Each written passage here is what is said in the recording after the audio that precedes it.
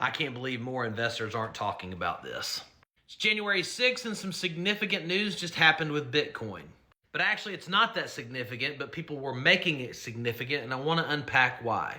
So if you like this video, please repost it, share it. If you find this helpful, maybe give me a follow. I do this stuff every day. So the Morgan Stanley Index decided not to exclude Michael Saylor's strategy and other Bitcoin treasury companies from its indexes.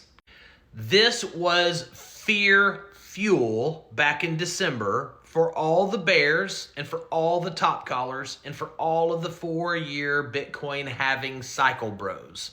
And this morning, Morgan Stanley even filed for their own Bitcoin and Solana ETFs.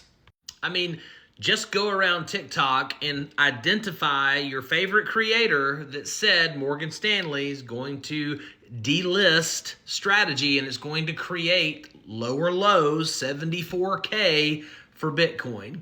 It's what's been perpetrated.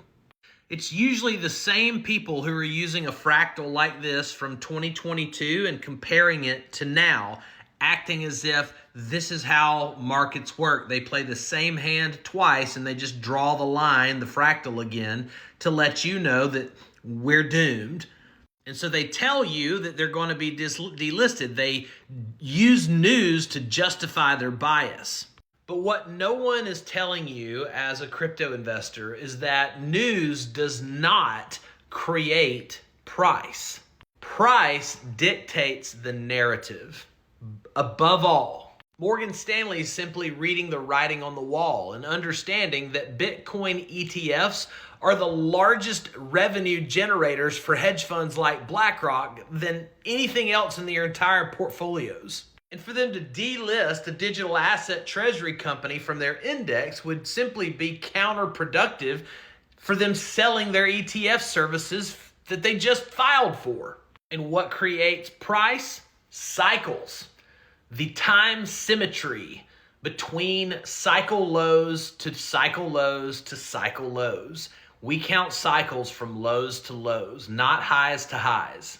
There are daily cycles, weekly cycles, yearly cycles, 4-year cycles, but they're not the 4-year cycle that made all the 4-year halving cycle bros sell back in October.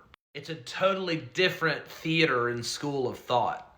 And as we look at the silver Bitcoin, or rather Bitcoin silver chart behind me, we can see it's bottoming or bouncing off of this multi-year trend line. We have RSI curling up from oversold in the neutral territory, and we have the Bressert cross about to cross. When that crosses, we'll know that this bottom was confirmed and that Bitcoin will now start to outperform silver. And we all know what silver's been doing. It's had a 50-year heyday in the last few months, but now it's time for crypto. I hope you're ready. I hope you've buckled up. I hope you've been buying. I hope you've lowered your cost basis, because the getaway train is about to, well, get away. This quarter will be the most hated rally in recent history. Like and follow for more.